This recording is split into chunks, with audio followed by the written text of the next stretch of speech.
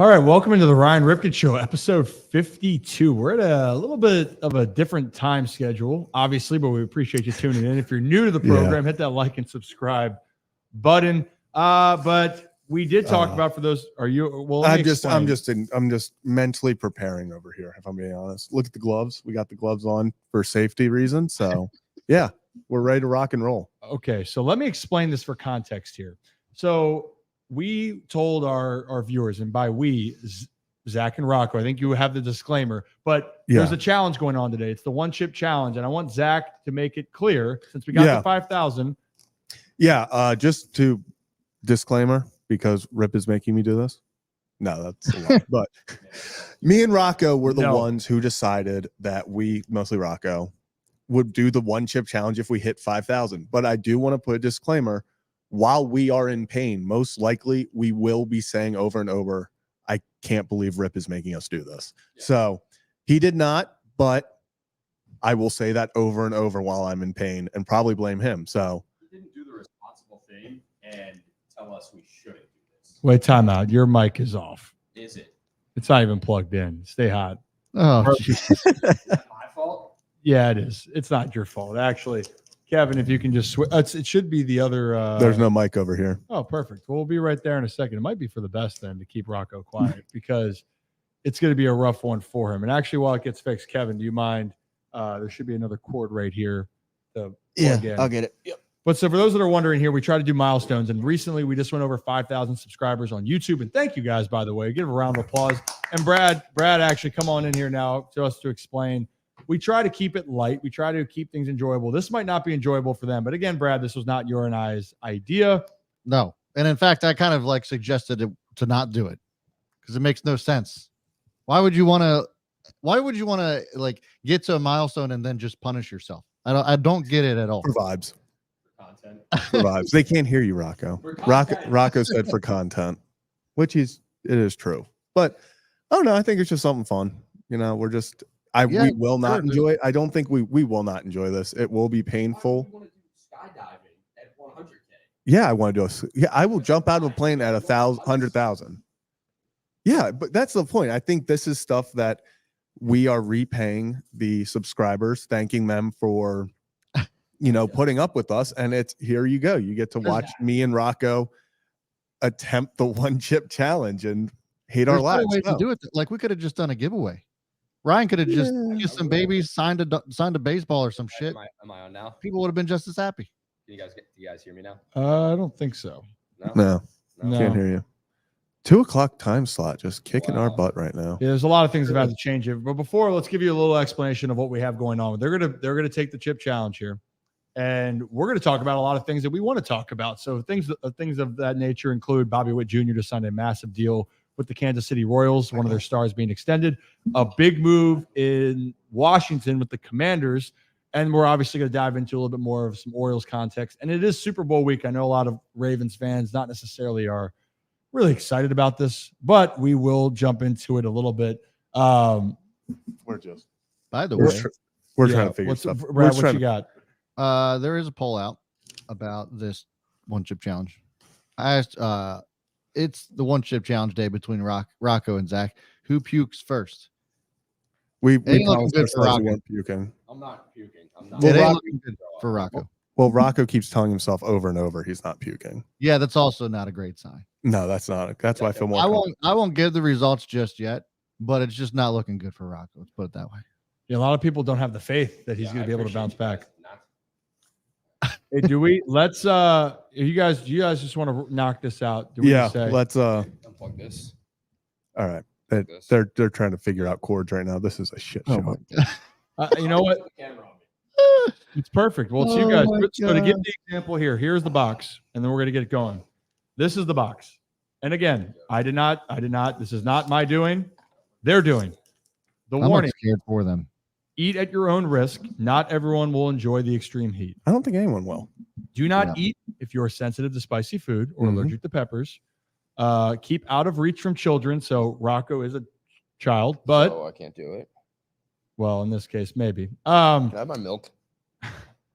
Well, he definitely is a child. Yeah, and lastly, I'm gonna be like ripping that bread out of the bag, honestly.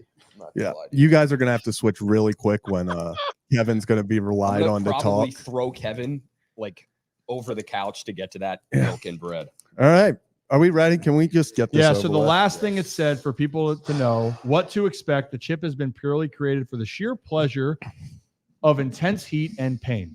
That's Yeah. all we got. All right. So without further ado, Sounds sexual. I hate my life. I hate my life. All right, put it on me. I'll just throw this puppy back. You gonna throw it back like that? Well, because mine is. So here's the Yeah, other thing: you is have mine's that, yeah. broken and his is a full chip. So I'm just kind of. I think that's better. I think I can just kind of Yeah, like that's take. probably mine. yeah. are you Whereas ready? I have Are to, you like, eat? are you ready to start, Zach? You guys? Yeah, wanna do I'm it? ready to go. All right. Can we start the timer too? Because if we make it to 10 minutes, we're legends. If we make it to 1 minute, we're rookies. For 1 minute for what? I don't know. I don't understand. No, we can't hear you. Remember, Such a shit show. Kevin is. Yeah. No, Kevin's saying no drink for 10 minutes. Yeah, Kevin, I don't you're think out of your that's damn gonna mind. happen. Yeah, You're out of your damn mind. All right, we got it. All right, we got it. cheers. This is a chip. Cheers. Cheers. my Am I friend. on? Yep. You're on. All right. Go ahead. Oh boy. Oh no. This can't be good. Yeah, I hate my life already. I swallowed it, and I am just in so much pain. Are you actually? Like it keeps getting more intense. It is Rocco? getting so intense right now. My face just got numb. Uh-oh. Happy places, happy places. The Orioles got Corbin Burns. Loud noises. The Orioles got Corbin Burns. All right. All So right, can we what? start the timer? Yeah. Ti- How about you two switch now? Yeah, take off the hats. Yeah, take fellas. off the hat, relax for a little bit. Yeah, Sam and Joku's already telling you to take the hats off. So it ain't even just me. Oh, Take a damn hat off. Sam, we appreciate you, but I'm dying right now.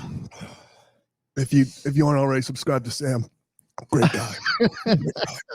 Ravens Talk pod is incredible. We're Yeah. at a minute. Hey, Trying to by get it the out of way, my teeth. by the way, I know it's habit, Zach, and the more you talk, the worse it gets. I know. I've been told, but content is content. What idiots! You guys are morons. Here we are. What are we at now? 1 minute. I'm taking my sweatshirt off. I think we need to switch, Kevin. Rocco does look like he's going to puke soon. Oh yeah. Someone's, Josh is saying drink some hot sauce. That will make it better. I don't know if it's going to make it But better. is that like a fight fire with fire type of strategy? I don't understand. I don't know. It's kind of like Ricky Bobby and Talladega Nights, where they put the knife in the leg and they're like, let's cut the knife out with another knife. That's how I feel is going on. Oh my god! All right, so the guys are we're moving around. Yes, I'm here now. I can speak. He Yeah, is Kev- like, you. Rocco Have is a- legit. have a Put it back conversation. on Rocco. Rocco is sweating. He's legitimately sweating. Yeah. All right. You both lasted 2 minutes and 15 seconds. Woo! Oh, that feels so good right now, but now it hurts again. 2:15 is the official timer on how long they made it without a drink. Yeah, we're gonna get a milk sponsorship, Joe. Here, I don't even know what to say because I want to talk about some topics here. Rocco looks unwell. Yeah, Ryan. I feel like it's you. I feel like it's you and me today. Yeah, you know what? This is good. That's the worst thing I've ever had in my life. And this was the thing is, this was your guy's idea. know. This was your guy's idea. I cannot believe Ripken made us do this. Oh my god, he forced us to do it. I even wrote, I have it out. I have witnesses. I did no such thing. Brad and I said again, don't do this. You guys are morons. I was terrified for this. I was terrified for both of them. Okay, so the what idea now? So never married. Interesting name, but thank you for asking the question. What Hey guys, idea? congrats on the 5K subscribers. Yeah, so that was the reason Go why. ahead. When we got the 5,000 subscribers on YouTube, Rocco is dying. Rocco said he wanted to do the one chip challenge, which is one of the hottest chips, if not the hottest chip on the planet. Pass me one. And Zach is doing this like a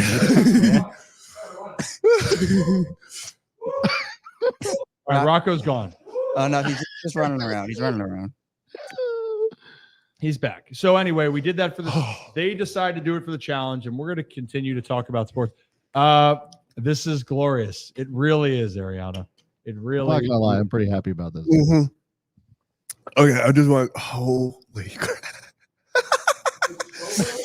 All right, so why we take a moment for you guys to keep going? Let's talk about a little bit of sports here, Brad, shall we? First news being broken. How about Bobby Witt Jr., the star player for the Kansas City Royals, is staying in Kansas City long term, by the way. He just signed a massive deal. Jeff Passan reported he's going to be in Kansas City, and the deal is upwards of, I believe, around 11 years. But here's the caveat, and this is why I really enjoy this opportunity for Bobby Witt Jr., it's because of the club options. This is actually kind of genius. So it's a $280 million deal with the option to be 14 years and the value to go to $377 million. And then on the other side of it, there's player opt-outs after the 7th season. So 7th, 8th, 9th, and 10th years, he would be, if it was at 7 years, he would be about 31 years old, 31 years old, and have another chance at another contract if he is playing at a high level. And you can see right there, Bobby Witt Jr., great use of a meme right there from Wolf of Wall Street. No, I love I'm that. not leaving. Yeah, so is this going to be like, look, we've seen this very few times before, I would say, the Shohei Ohtani contract, as far as like super long-term type contracts, right? Like, is this just going to continue to be a thing where we're seeing decade-long contracts and that's just it, right? Like they just basically sign to a team for life. That's essentially what's happening. Are we going to continue to see that trend, Rip, or is it just going to continue to get longer and longer from here? It almost kind of feels like car payments, right? The terms on car payments just continue to get longer. This kind of feels like that's what it is. Ball clubs can't afford to pay these guys a ridiculous sum in a short term, so they just drag it out as long as they can to get their guy. Yes. So I think that teams, what you're seeing, there's a lot of players that are being locked up recently. And Rock, you can come in here if you want. Don't be shy. Everyone wants to see your face. I'll talk about it with you right here. Scoville was a town, I would never go. Let me just say that. Okay, if you heard that, good stuff. Anyway, Julio Rodriguez, big deal. Bobby Witt Jr., big deal. But this is the thing. It's the conversation of stability. You're getting a contract. You know what you are now. You're not playing the risk, right? Bobby Witt Jr. has locked up a future. He knows he's going to get X amount of money. Julio Rodriguez did this with the Seattle Mariners.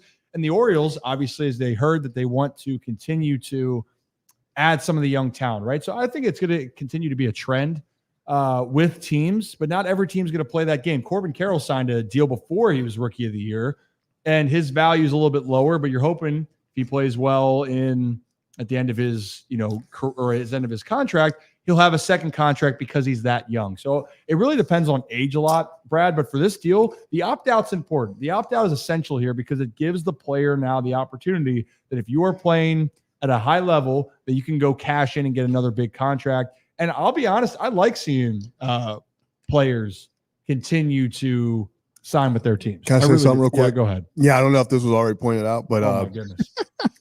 Oh my god. His dad is his agent, represents him. So that's really cool. Yeah. You can take me off now. Holy crap. It is really great. And we'd like to keep Way to grind it out, Zach. Way to grind Thank Yeah. you. I'm trying. we would keep the camera on Rocco, but he keeps circling the studio space. Come on, Kevin.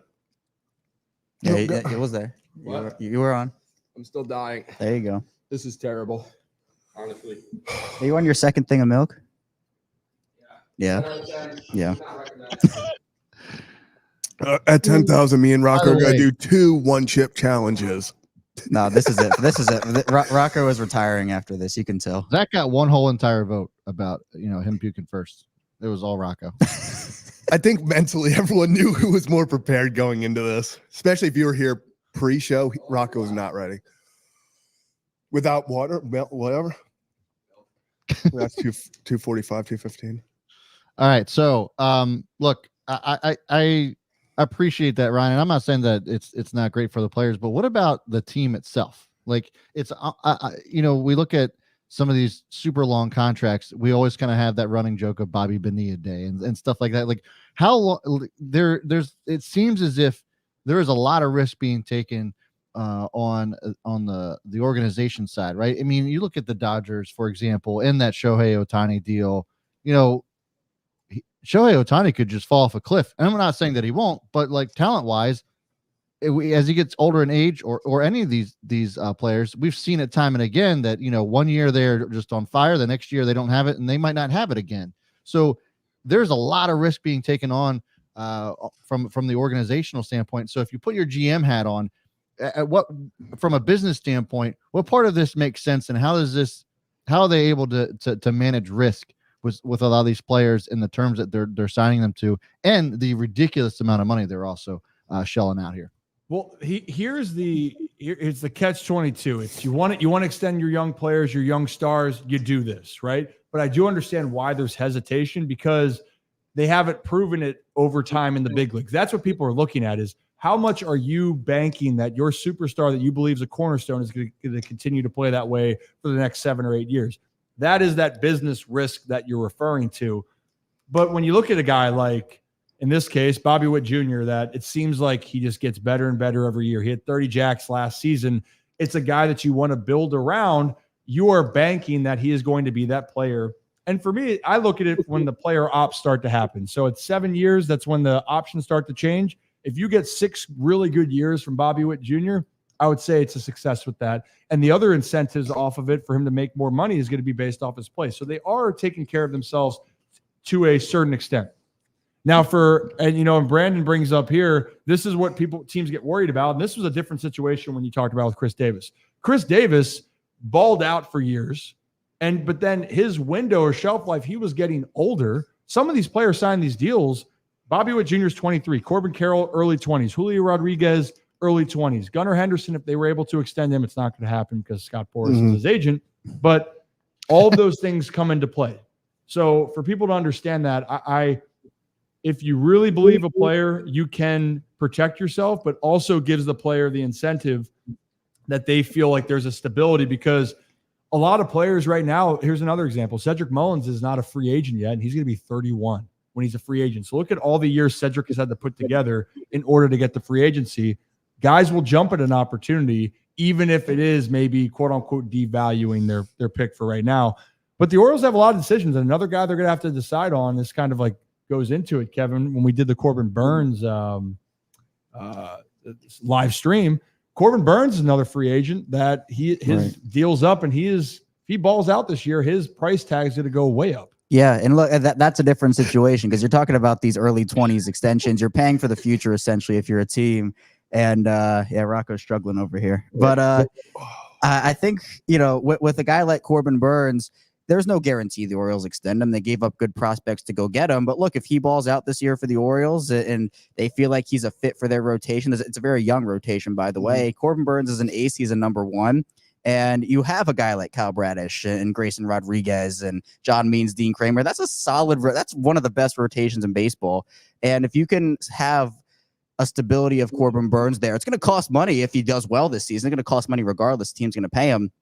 But I'm excited to see kind of where they go with these extensions, because, Adley has to get one, Gunnar has to get one, Jackson Holiday has to get one. So I think, to me, we're seeing the shift in these young, players are young, they're getting these extensions, because you're right, Ryan, these players, stability is key. You want the long-term stability of a deal, but for an organization, you see a guy, you trust the guy. It's a lot of money to pay for the future, but with a guy like Adley, you know what you're going to get for the most. There's no guarantee, Adley could fall off a cliff. Bobby Witt could fall off a cliff, but I think that we're moving in that direction with the MLB, because the team wants stability and they want to get their guy, and the player wants the stability too, but there is a risk in both sides. With Corbin Burns, he's 29 turning 30, if I'm not mistaken. So that's a little bit of a different situation when it comes to what you're looking at, extension terms, and just, you're not going to give Corbin Burns 20-year extension, let's say, but he could get a very hefty, very long extension. We'll see how it goes for him. Well, and again, that's the point I want to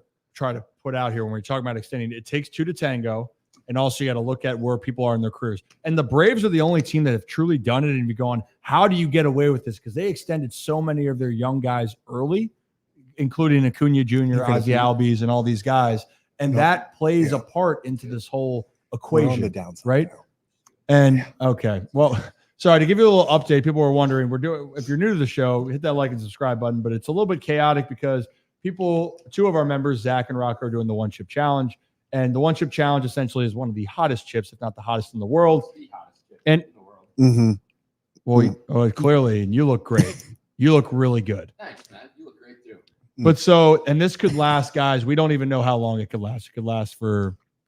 The packaging says up to an hour. I think the mouth pain.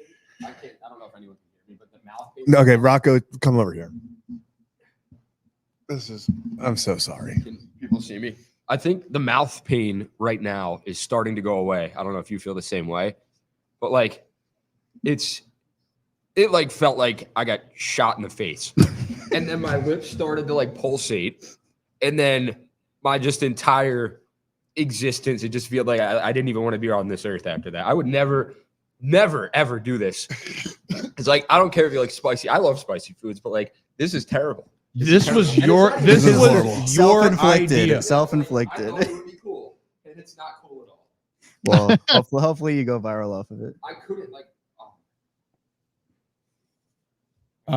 But anyway, they're to go off of what, going back to the conversation, each team is left with a different map. The Braves had a lot of young players coming up, and that's why with the Orioles, I don't think that they're going to follow that same map that the Braves have, but they are going to have questions because their pipeline is so loaded, and if they want to keep guys, they're going to have to make some decisions.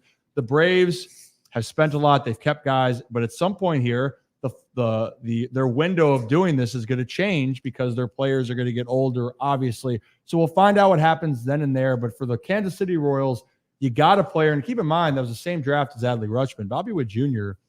really is, if you don't know his name, he's one of the best shortstops. He is one of the best players, and he's only going to get better, in my opinion. And watching him, it's really, really impressive. But you don't hear a lot about him if you're not a baseball fan or you're not a Royals fan, because they played for Kansas City and they've done really terribly over the years. And you're talking about rebuilding, by the way.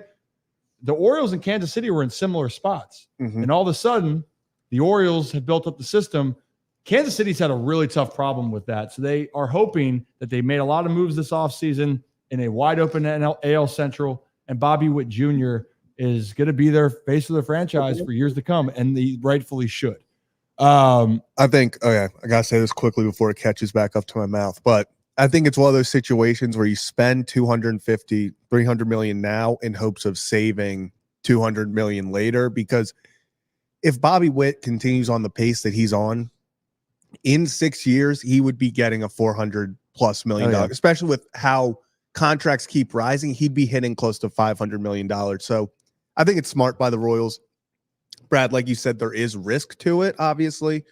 But I think with a young talent like that, you're willing to take that risk, especially because, like Ryan just said, they were in the same spot as the Orioles, losing games and putting up disappointing seasons. And then I believe last year when the Orioles had 8 guys in the top 100, the Royals had 0 after Bobby Witt graduated. So it is a tough time for them in their prospects. So that's why you have to lock down a guy like Bobby Witt. Lock it down. And to answer Raven Ron's question right here for a second, with these big contracts, typically how much is deferred until their 40s and 50s? We're starting the Bobby Bonilla deal. If you guys remember, that's Bobby Bonilla Day, right? All the time. Like that's a day. And then you saw Shohei Ohtani's deferring so much. More players, I think, are starting to defer more money. Chris Davis is still on the payroll. What? Nobody can hear me, but I was going to say Chris Davis. Let me get him. Rocker says Chris Davis. Well, so that's what I was explaining right there. Chris Davis is on the Orioles payroll this year. He deferred money. I think that's a conversation that more and more players are doing because I think, one, it's genius. But I think what the Dodgers just did this year is going to have to change on the next negotiations because they are deferring so much money now. The players deferring it, but it allowed them so much more flexibility. And I don't know if Major League Baseball is fully happy with that, if that makes sense. So, but if I'm a player, I would try to defer as much money as possible because when your career is over, it's over. Why not be able to, at the right point, be able to add more money down the stretch? We'll see what's happening. So it's very interesting. Austin, just because I would like to answer the Orioles questions too. Based off this deal, Adley probably signs a 7-year, $210 deal. Here's the thing with Adley, his age. His age is a big component here where Adley is looking at one big contract and maybe can get another one. This is a very good deal, but how long is Adley going to be catching, and how long then is he consistently going to be the bat that he is? He's not Gunnar Henderson age where he's younger and he's still going to, if he signed an early contract, and get another one. So Adley, if I'm him and I were Adley, I'm not going to take a discount. I'm going to wait for it to be the right deal. Not saying it's a discount for a guy like Bobby Witt Jr., but he was still going to have to go through years of arbitration and go through more time in order to get a deal. Now that's done. And yeah, come on in here. Rocco wants to come on in here for a second. We actually might fix the camera to get Rocco. Come on in here, buddy. Come on in here. Come on in. Don't be shy. Hey. So you wanted to touch on, did you want to touch on things more with Chris Davis? No, I think it's like for the Orioles. I don't want to talk food in my mouth, but basically, you saw what the Braves did, and they got there. Yeah, I know. I'm looking at you all talking. I'm not used to this. You saw what the Braves did when they got the deals done with Acuna Jr. and Ozzie Albies. Remember that? How they got them basically on a discount. I don't think the Orioles are going to get anyone on a discount, but I think like you guys were talking about, if you get them at the right time, early-ish, because the ceilings for Adley, Gunnar, Jackson Holiday, they're super high. So you want to get them while you can, extend them, maybe not now, but while you can. I'm sorry if my breath smells. No, that's just hot as hell. Like even just you feel it? You feel it? Yeah. Yeah, man. Yeah. It's like a fire right Oh now. my god! Like getting hit with pepper spray. Yeah. I think that would be the way to do it. Sorry, I'm in shambles. No, you are in shambles. For those who are tuning in, thanks for tuning in to the Ryan Ripken Show. It's a little bit unorthodox today because we had the one-chip challenge. So Rocco here, you can see his face. His face isn't always this red. It's only when I make him nervous in the studio.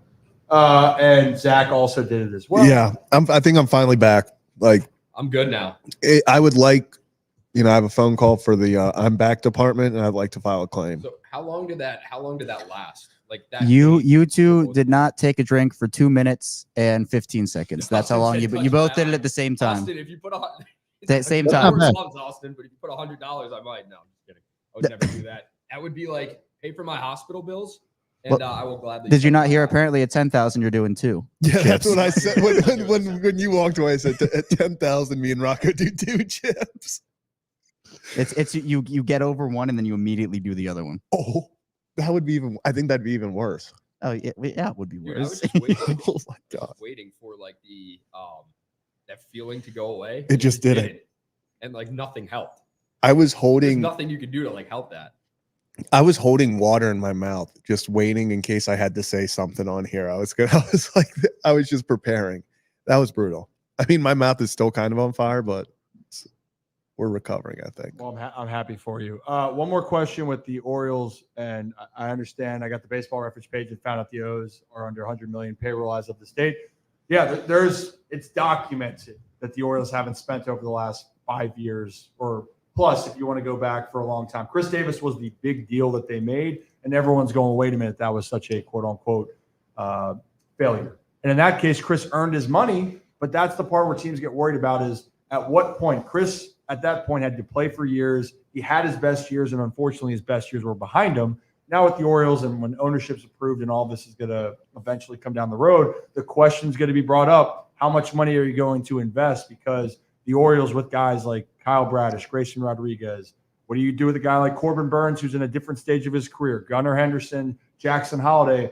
You're going to have to make some decisions.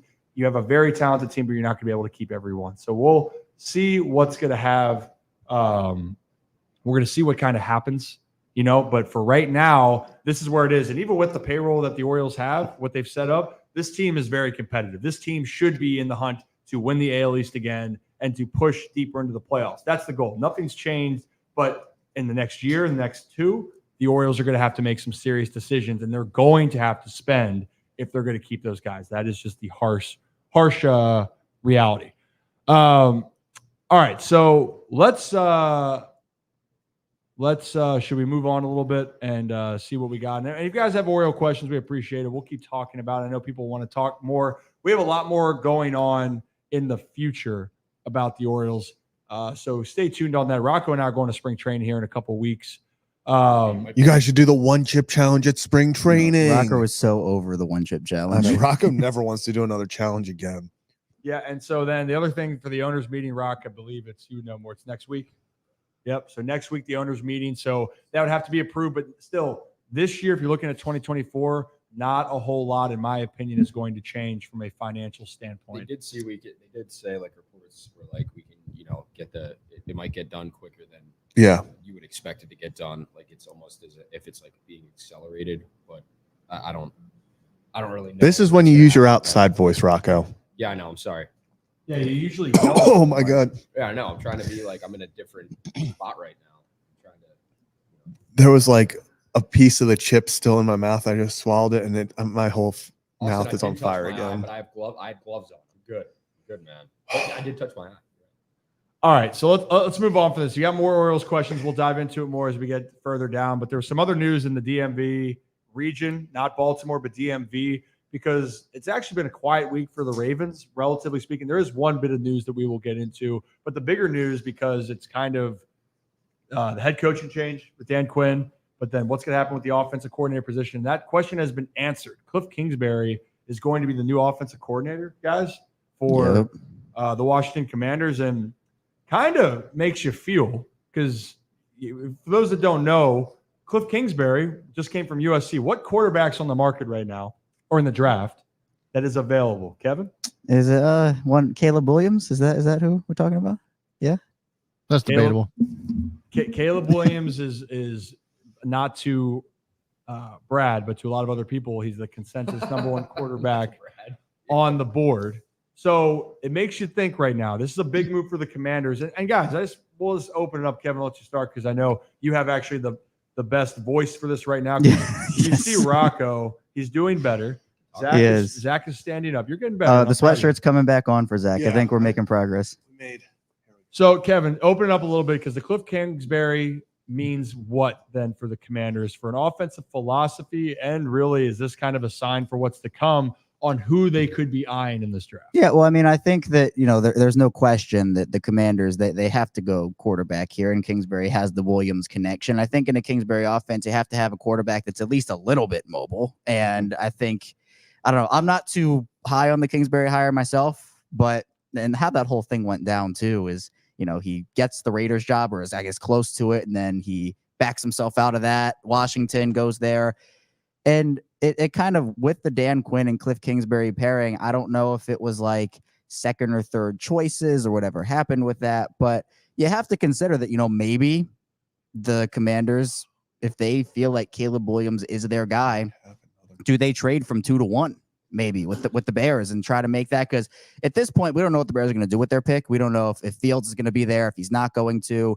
But if you bring in Kingsbury, and Kingsbury's like, yes, Caleb Williams is my guy, I'm coming here for Caleb Williams, you have to, I don't know, because the Bears could take him, and then what are you going to do? Who are you going to take? And, for me, it depends how you feel about Caleb Williams as a quarterback. I mean, I know some people love him, other people don't. And I'm in the middle. I think he's a great quarterback, but there are some questions I have about him. So at this point, I think that, yeah, for what the Commanders need, they need a quarterback, first of all. I think that they've figured out that Sam Howell's not a guy that they can have moving forward and you can build a franchise around. There are franchise changers in this draft, and they have this opportunity. They have this draft pick, and I'd be shocked if there wasn't at least some Caleb Williams-ing going on in that Washington franchise right now, because they're bringing Cliff Kingsbury, and that's what it is. Yeah, it just – people love to play the narrative, right? People like to play, where's the story going? But what is it going to cost if you want to move up? Let's play that devil's advocate. Say the Commanders really want Caleb Williams. What's it going to cost to go from 1 to 2 or 2 to 1? And that's going to be the fun part of it. And there's also rumblings, Rock, about Caleb Williams being comfortable in the place where he wants to be, and whether that's rumor or not, going to a situation you got to be comfortable with. And Eberflus coming back, if the Bears don't have another good year, is Eberflus even going to be the head coach in the next upcoming season? Well, where's Caleb Williams from, first and foremost? That's a question you have to ask yourself. And the DMV guy played his football in that area, so it's like this would be like, I mean, unbelievable for him to be able to come home and to play for basically franchise or one of the teams I'm sure he grew up watching and potentially rooted for as a young kid. So the hiring of Cliff Kingsbury, it makes sense if you're going after Caleb Williams, just like it would have made sense for the Bears to hire Cliff Kingsbury or someone with ties to Caleb Williams if you're trying to draft him with that first overall pick. But now you look at it and it's like, okay, like, yeah, you touched on it. It's like, what is it going to take for the Commanders to jump from 2 to 1? Is it going to take, you're obviously going to have to trade that second pick, which is fine with them, but are you going to have to throw a player in there? Are you going to have to throw another pick in there? Is it going to have to be a first rounder for next year as well to jump up one spot? You might be giving up a lot, but if you truly believe that Caleb Williams is your franchise quarterback and that he can help this team out going forward and he's the guy, he's the missing piece, then by all means, trade up for that number 1 pick. What I have to ask right now is, like, I don't know if we're going to talk about this in the show, but Eric Bieniemy was a hot commodity for a head coach. I mean, it's been a guy that's been in talks to potentially get a head coaching job for years, and his name's always in there. Correct me if I'm wrong, but I didn't hear Eric Bieniemy's name in any head coaching interviews. I didn't hear his name as far as like when the Commanders kind of came up with Cliff Kingsbury. It was like Eric Bieniemy was an afterthought. So obviously that doesn't mean great things for him. What happens with him going forward? But I mean, he took a chance with the Commanders, potentially with, okay, Ron Rivera might be out after this year. I might get bumped up to the head coaching position, and it didn't work out. So that's the craziness of the head coaching carousel with football and in general with what goes down in the business. Yeah, I think this is the business side of the sport that people are trying to look at. I saw Mitchell say something about your theory trading right now and what's going to happen there. And the Commanders, when they had Bieniemy come in here, this is when you're starting to think about your future. All bets are off. What happened the year before no longer matters now. New staff coming in, new ownership coming in.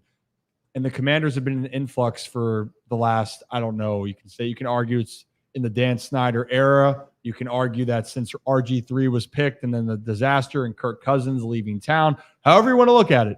But now you're at a point where you're going to have to make a decision. And for Caleb Williams, if you think he's the guy, is that what you want? I've kind of, Brad, I think we're on the same page. I'd still love to see Justin Fields stay in Chicago. But again, the business side of it, it's just different. And there are some other really good quarterbacks. Drake May, Jaden Daniels, who's the Heisman Trophy winner from this year. Penix. And Michael Penix Jr. Yeah. There's so many other this is why, like, I feel as though, and I believe, I'm not going to speak for Nick, but Nick Moore, long snapper for the Ravens. We talked about this a little bit about, quarterbacks that win, and Caleb Williams did not win this season. And in his losses, the reactions that he had were not that of, a winning mentality. And there's so many other, to your point, so many other quarterbacks out there that did win. And so what are we doing? Well, Kevin's trying to pass the bread, and Rocco's trying to get his mic. It's probably the most hectic show. Grab them. Well, It was bound to happen. I warned everybody. Probably kill us. Yes. hey, but you know what? It happens. Nobody can get a thought in. We're good. Can you speak, Rock? 1 2 1 2 1 2. That's how I mic check. Yeah, I can hear you. All right. Brad, go ahead. I'm sorry. Now we're good. Rocco is alive, and this is the first and last time Rocco will be next to me. Continue. I was just saying that, there's so many other quarterbacks out there that have won this year and have won against some really great teams. USC was not in a conference in which, it should have been easier to see some of the wins that Caleb Williams could have put together. And then in his losses, we saw the reactions that he had. And for me, if I was a GM, if I was a general manager, I would not want to be taking on a project like that. I don't know how you coach some of the emotional mishaps that we saw from Caleb Williams when there's guys out there that have lost and can handle that and then go right back out and win. Whereas we didn't really see that with Caleb Williams. And again, I'm not saying anything against his capabilities of being a quarterback, and he can be the most talented, but how many times have we hyped guys up? Trevor Lawrence comes to mind, and not saying that Trevor Lawrence is a scrub. I'm not saying that at all, but he was God's gift to football. came in and didn't win like everybody thought he was going to. So I'm just not buying the Caleb Williams hype yet. I got to see him on the field in an actual professional football situation to see how he handles it. I think that there's other quarterbacks in this draft that are more prepared for that over Caleb Williams. And it seems to me as if the Commanders go after this, and it just feels weird the way that things have kind of transpired with the head coaching and Cliff Kingsbury. Like, I just don't feel like this is going to be good for them if they go after Caleb Williams because of just all the fresh faces that are going to be in there. There's been no culture established, and it doesn't seem as if the organization is prepared to take on somebody like a Caleb Williams who needs some grooming. Well, and so this is where, the talent of Caleb Williams is there, but you're right. There are other intangibles to be a franchise quarterback. And this kind of leads to this discussion is if you are bringing Cliff Kingsbury, and maybe Zach, give you a second here to answer. Kevin, we'll start with you. Who is then the option? Because it's clear if you were getting rid of Bieniemy, that means that Sam Howell is probably not your guy. Fair to say. You're the second overall pick. Kevin, if it is not Caleb Williams, who's going to best fit an offense with Cliff Kingsbury's style of play? I mean, I think that's why you bring him in. But if it's not him, I mean, we talked about some of those other quarterbacks like Jaden Daniels and Drake May. I mean, I personally like Jaden Daniels a lot. I mean, I know that for some people, they're not as high on him, but I don't know who else it would be if it wasn't Caleb. But now that's the risk you run because, Brad, you talked about Trevor. I remember that whole tanking for Trevor thing, and everybody was like, we're going to lose all these games for Trevor Lawrence. It does not always work. We've seen over the course of history, it does not always work. If you have a guy in mind, you do all this research, you see the film, you watch the film, you say, you know what, this guy has this weakness, but we're going to work on it. Sometimes it works out great, but sometimes you have a Tom Brady who's in the 6th round and he turns into the greatest quarterback of all time, or definitely at least one of them. And you have this high pick. You have to be sure. And if you're bringing in Cliff Kingsbury and you're tunnel visioned in on Caleb Williams, and Cliff says, you know what, I want this job, but I need to have Caleb, and you need to do whatever it takes to get. And I'm not saying that happened, but if that's the case, that's not the way that it needs to go, because I think there are multiple capable quarterbacks at the top of this draft. I think Caleb can be an awesome quarterback at the NFL level, but with Cliff, I mean, the connection it's right there. It's so obvious, maybe too obvious. Maybe it's too obvious, and they're going to go in a completely different direction. And maybe the Bears do take Caleb, and then the Commanders get a Drake May at 2, and that's how it goes. But to me, it's just that connection is so obvious. I can't look away from it. All right, Zach, who in your mind then? Well, I think it is, like you said, it is just like the obvious choice right now. And especially what really intrigues me is the fact that Cliff Kingsbury was supposed to be in Vegas. Yeah. Like, all reports were Cliff Kingsbury is the offensive coordinator in Vegas. That's their guy, all this. And then like a day and a half later was like, okay, we're just kidding. Cliff Kingsbury is actually the Commanders' offensive coordinator. And I do wonder if conversations were had with Cliff and they were like, listen, if you come here, we want to trade up and go get Caleb. And if that had any impact on him saying, if they're going to go get me Caleb Williams, I like my chances of putting an offense out there that can get me promoted back to a head coach rather than out with Antonio Pierce in Las Vegas. They're, a bunch of stuff up in the air on who's the quarterback, who are they? Are they keeping Josh Jacobs? Are they trading Devontae Adams? There's just so many. Weirdly, there's so many more questions in Vegas. So I think the writing's on the wall. They want Caleb. So in that case, and actually, Rocco's gonna give his answer, and then there's a poll up here that Brad will discuss. But just to go around, Rocco, is it just Destin? It's got to be Caleb. If it's not Caleb, who else would it be? For the Commanders? Yeah, absolutely. Yeah, I think that's. I mean, the writing's on the wall right now. They could go in a completely different direction that we have no clue about. But I think if you're bringing in Cliff Kingsbury, Caleb Williams put on his Instagram account, like on a story, I think it was like my guy or my dog. Basically his seal of approval for Kingsbury. So why wouldn't you want to play for your hometown team? Why wouldn't your hometown team want to go after you if you're arguably the best player in college football? Now, you could look and say, okay, Caleb Williams, he struggled to win games this year with USC. Or if you're Brad, and there are others out there, I'm not just knocking Brad, but you talk about the attitude and whatnot. And basically like, okay, is he going to be, or like, have what it takes to lead a team from like that standpoint as well. Because you look back to the videos of him getting emotional on the sidelines, and GMs will look at that. Mhm. I'm not knocking him for that, but there are people out there that will, and they're like, okay, is this guy going to be able to lead our franchise going forward? But I truly believe that Caleb Williams can. I think if a team gets Caleb Williams, they're going to get a good person, they're going to get a great quarterback, and they're going to get everything that they can imagine going forward. His ceiling is so high. Honestly, you look at some college quarterbacks that come out, and you're like, okay, is this guy going to have this it factor? Is this guy going to be able to be a franchise changer? And I think that Caleb Williams is that, but you have to surround him as well with talent. And I think that's what the Washington Commanders are going to try to do if they take him. Well, and Mitchell says this: in 2.5 years, Caleb Williams threw for over 10,000 yards, 93 touchdowns, 14 interceptions. The guy's a stud. Numbers wise, the argument then, if you're going to say if people are saying it's an attitude thing or not winning the bigger games, and it's not all on the quarterback, but that's where the argument is against him. Brad, I think you have a new poll out on this kind of conversation. No, not on this conversation. Oh, I thought it was on something else. I'm sorry. Misread that. But what is the poll, by the way? The poll is hold on. The poll is it's a halftime show one, and this is inspired because Kevin put up his opinion on what the greatest halftime show of all time. But I asked everybody else, what is the greatest Super Bowl halftime show of all time? I had to go back a ways. A couple of people actually did put votes on this one, but I went through it extensively on some halftime shows, and the Clint Black, Judds, Travis Tritt, and Tanya Tucker one back in 1994. I think it was Super Bowl 28 with the Cowboys.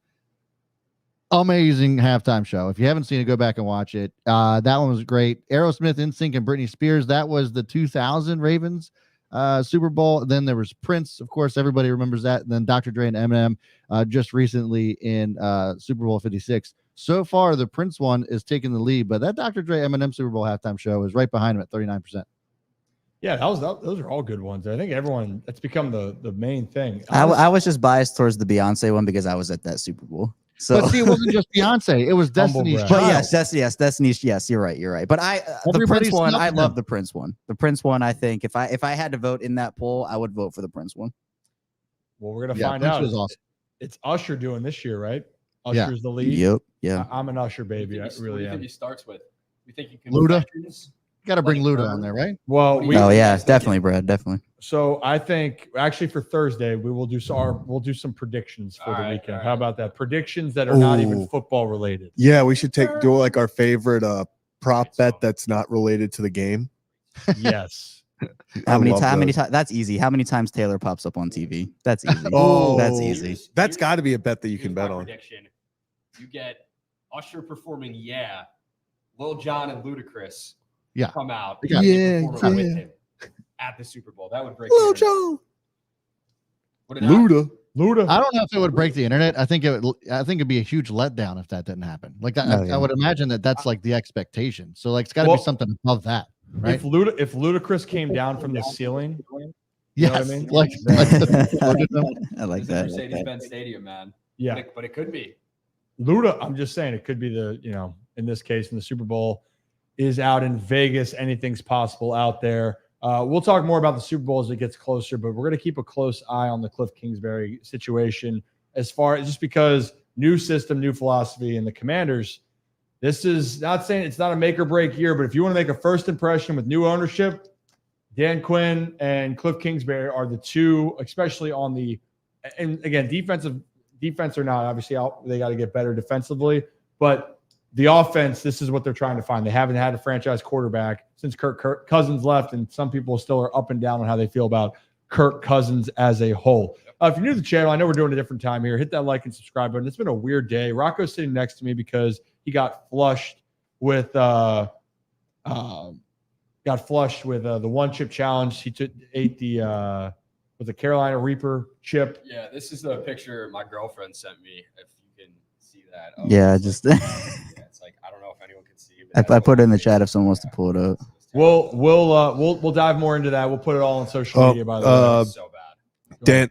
Dan Quinn just announced that Eric Bieniemy will not return to the staff. No shit. That was was obvious. Yeah, I'm wondering. They literally had two offensive coordinators in the building. that's how Rocco feels about that news. Bieniemy not coming back too. You look good right there. Yeah, I did see someone say though that only the Washington Commanders would hire an offensive coordinator before firing their other one. And it kind of makes sense because, obviously Dan Quinn, he was going to bring in his own guys. But on the website, they had them both officially listed as offensive Did coordinators. they really? Oh, Yes, people were posting Yeah, them. I didn't understand that at all. Like, I was actually, Morgan and I were talking last night, and we're like, okay, so like, the enemy is just like gone. Like, Yeah.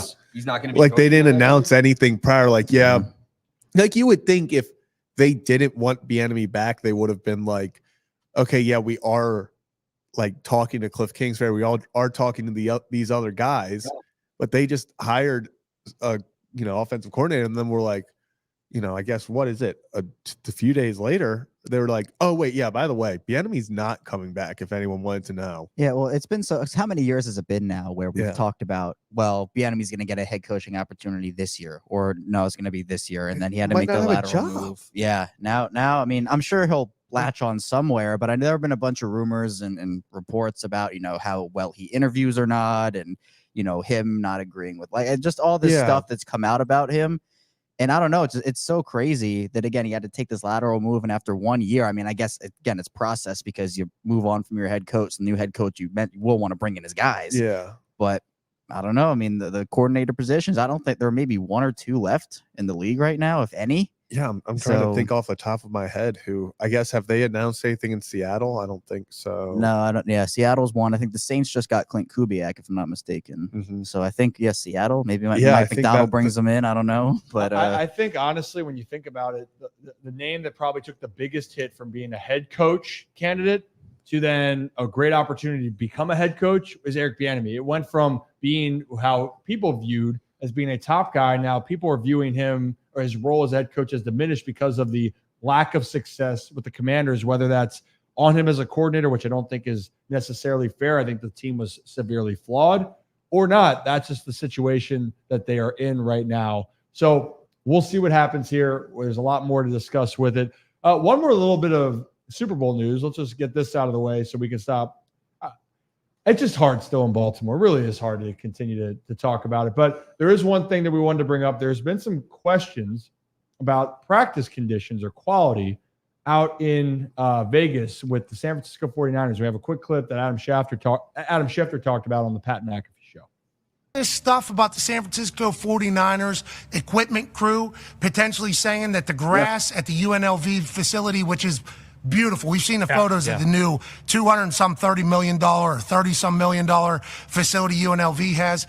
And the firmness of the natural grass is not exactly what the San Francisco 49ers want. And this was reported by Jonathan Jones of CBS Sports. And then there was another statement that came out basically from the NFL that was like, it's not a health and safety issue. It's simply a preference issue for the San Francisco 49ers. Is this all just a bunch of bullshit here, Super Bowl week? And do you think this is actually going to be an issue with the Niners and where they're practicing at all week?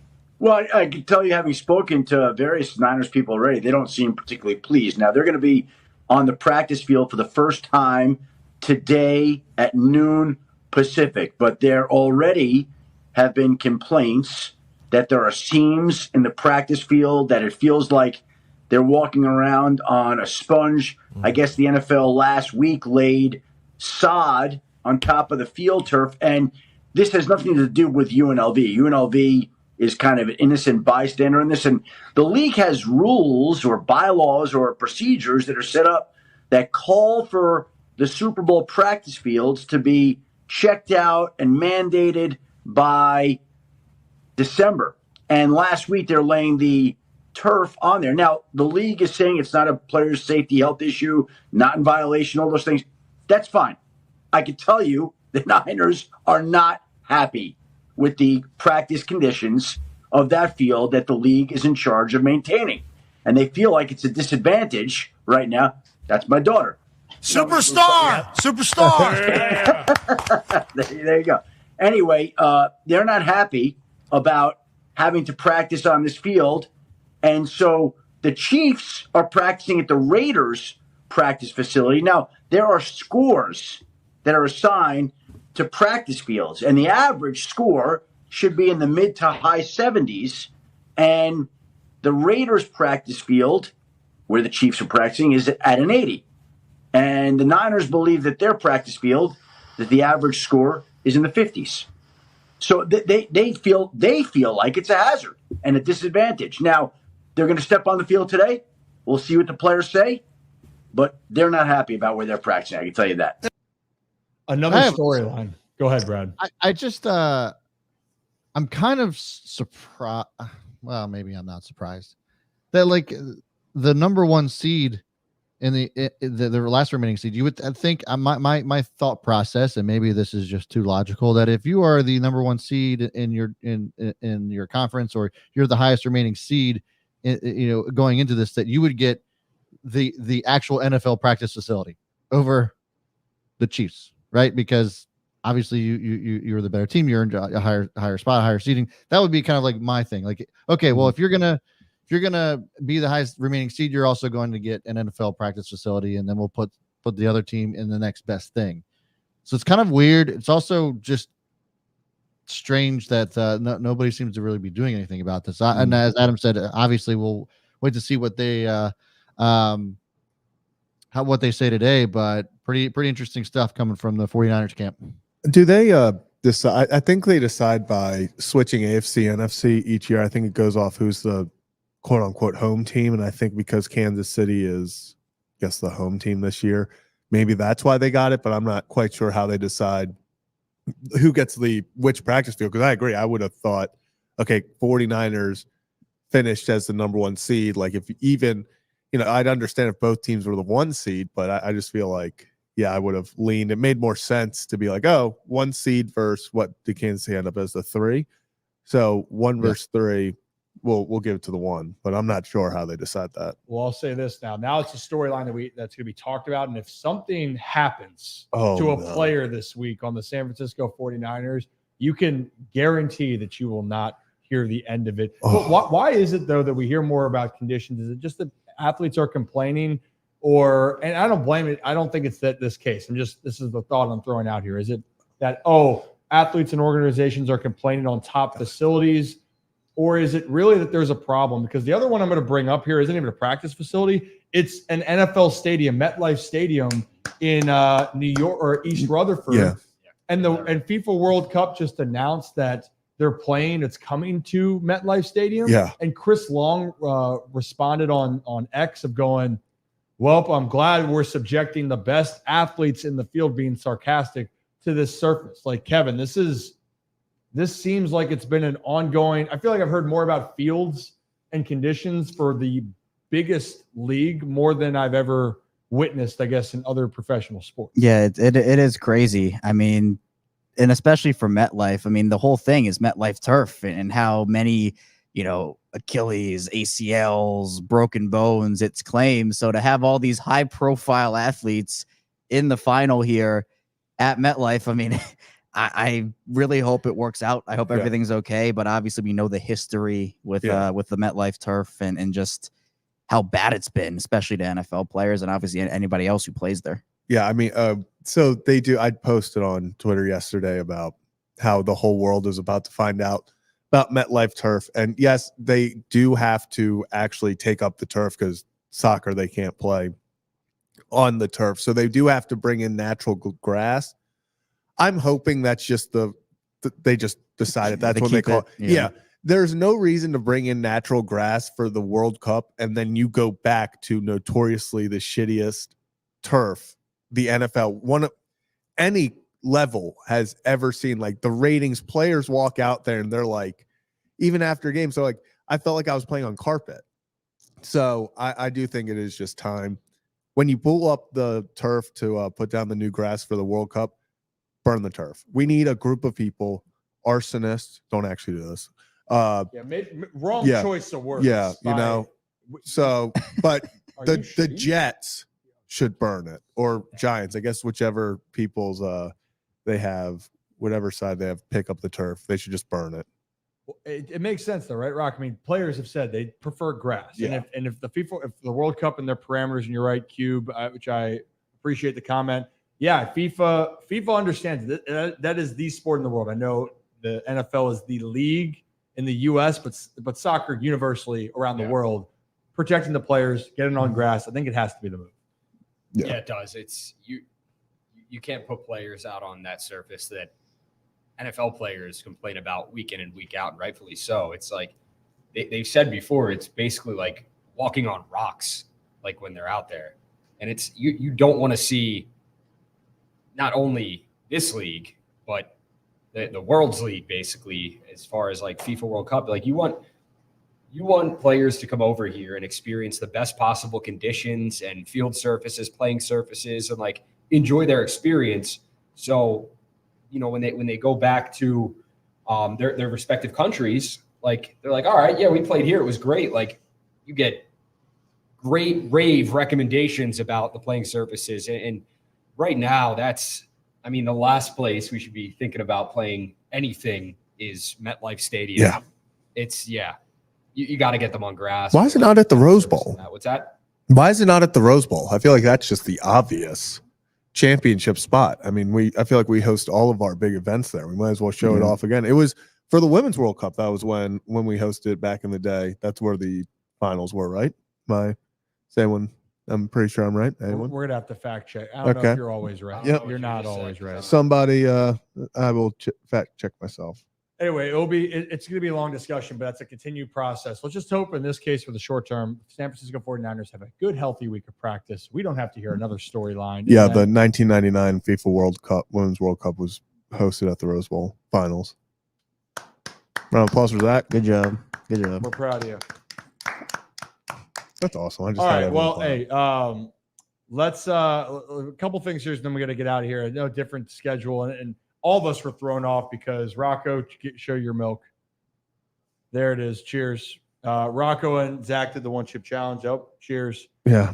Which the one chip challenge, those that don't know, they ate a chip, Carolina Reaper chip. That was Rocco and Zach's idea. Threw us a little bit off, but hey, if you're new to the channel, hit that like and subscribe button. We usually talk more on sports and have more detailed responses. It has been a little bit distracting to say the least, but let's look at let's talk about two things before we get out of here. Okay. And by the way, I'll save it for the last, but the Ravens news that we did want to talk about is Jerry Rosburg was just added to the staff and in a role to help with game management. Am I not mistaken? Yep, you're not. Yep. So everyone has had a perfectly rational and just not overreactive, thoughts on this. And I'm proud of everyone. No one has come and said that Harbaugh now gets paid $12 million a year to be a cheerleader. I want to make something very clear. There are people who are upset that Harbaugh is still the head coach. And there are people who wanted Mike McDonald to take over. And I understand that. I thought in the moment that was a very good route to take. But with John Harbaugh being the head coach, why are people upset that they're going out and getting coaches that help, that he's going to listen to? Because Jerry Rosburg is someone who's been on his staff for a while. He's very respected, and he's someone that Harbaugh has always listened to. He's been the assistant head coach for multiple years. So now they're bringing in a guy who we know Harbaugh trusts and listen to help manage the game, which has been Harbaugh's biggest, I don't want to say downfall, but his biggest flaw over the past few playoff games. People say his game management is horrible. So then they bring in someone to help with that. And people are like, okay, then what's the point of having Harbaugh? Well, there are still a lot of things that he has to do throughout the week, but this is coming in, and this is a big step for Harbaugh to say, you know what, hand up. I'm not the best at game management right now, so let's bring in someone else to come help with that. I don't understand why people are upset with that. This is an incredible move by the Ravens. Yeah, and I think here's the reality of the situation. John Harbaugh is going to coach the Ravens in 2024. And to me, if you can bring in guys to help him in an area where, look, we've seen over the course of the past couple of seasons, whether it be 2019 or even times within the regular season in 2023 or even the playoff game, the AFC Championship, if you're bringing guys to help John Harbaugh, he's going to be the coach of the Ravens, so why not bring in the guys to help him? I mean, I understand that there are flaws with John Harbaugh, right? Mm-hmm. Whatever side you're on, if you don't want him as the coach, if you do want him as the coach, there are flaws with him, and you got to point those out. But if you're the Ravens, the best you can do is bring in the support system around him. And, he's been somebody that has hired good coaches, and, that defensive staff that we talked about for 2023, that there's a picture. I've made it. It's 6 coaches. He has 1 head coach and 3 coordinators on that picture from his staff last year. So if you can bring in guys to help John Harbaugh, if John Harbaugh feels like Jerry Rosburg will help him in a situation where maybe he gets too invested in one thing and Jerry Rosburg pulls him back and says, hey, look, this is what got us here. Let's continue to do it.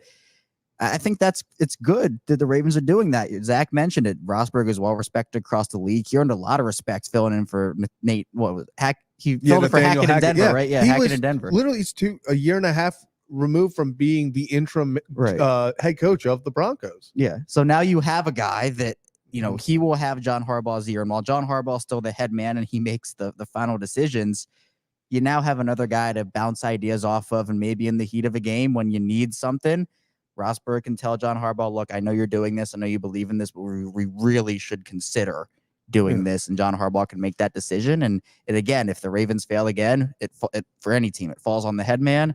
But the least you can do if you're John Harbaugh, if you're the Ravens, is surround that guy with the guys he needs. This was a move that helped the Ravens take a step towards going to the Super Bowl. And if that means that it's the AFC Championship next year and all Jerry Rosburg is being paid to do is to sit there and yell at Harbaugh to run the ball more than 6 times and we go on to win the Super Bowl, it was worth it.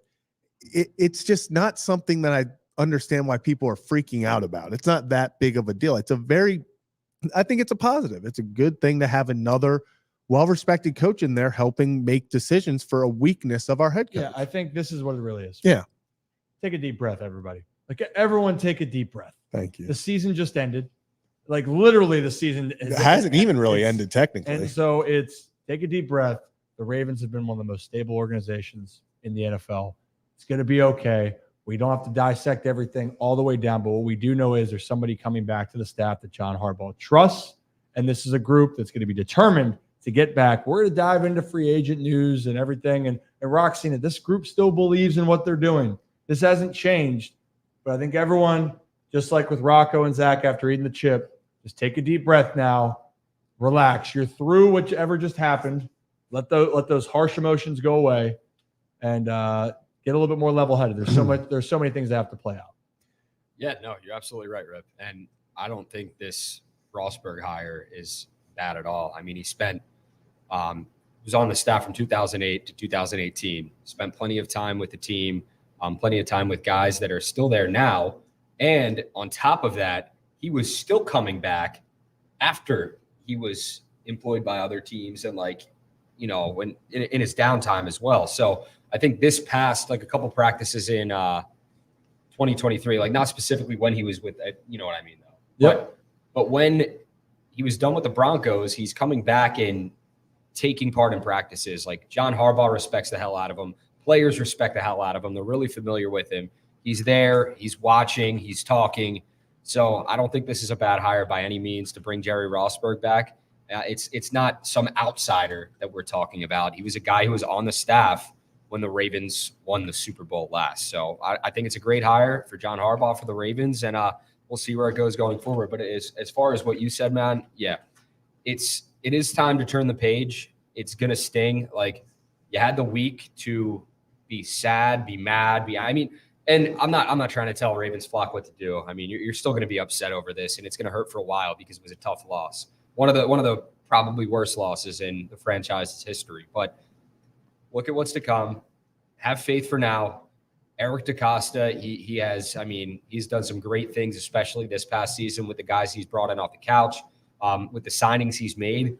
So come back to me and tell me where your panic meter is when free agency is all said and done and we're talking about training camp, because I have a good feeling that they're going to make some good moves that in the right direction for them. This obviously isn't going to be the same team as it was last season, but to improve on their roster going forward. We still got months to go until the season begins.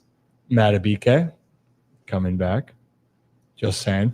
Anyway, you guys. Oh, Kevin got the picture. Thank you. Hold on. I'm over here doing it too, and he just did not care. It happens. It happens. All right. So anyway, well, everything's fine. Just everyone take a deep breath. Everything's good. Let's end this on a positive note here, all right? Because we've had a lot, and actually let's go on our Adams Jeep here as we get out of here. It's actually a combination. We're gonna go around. So this is actually people driving a Jeep. I don't know what you want to look at it otherwise, but Adams Jeep of Maryland with the sign right behind us. They're great. And by the way, had my car cleaned up there and taken care of service-wise recently. Best job I've ever had done, by the way. Unbelievable. 11 out of 10, and I'm not exaggerating. I'll actually show you the pictures next time. But Adams Jeep of Maryland's been great with us. Another one that's been great with us is the Iron Rooster, and I'm wearing the shirt, and it's kind of hard to see. But Caitlin Clark in Iowa came to Maryland on the weekend, which is an unbelievable game. Caitlin Clark is one of the best players, if not the best player in college, women's college basketball. But the story of the night was the Iron Rooster selected a fan to go and shoot a shot during their halftime or during the game. And if she hit it, she would get breakfast for a year at the Iron Rooster. And you can see that place is packed there. And then all of a sudden, you feel it coming. It's getting close. It's getting close. Time's clicking down. Yeah, I can't get the words out. But She got down to like the last 3 seconds. yeah. It was intense. I nailed that one right there. Boom. So Banked it in. Off the glass. What I loved is, and we didn't have the audio up for it, but what the crowd each time was like, oh, like, wow, what's going to happen there?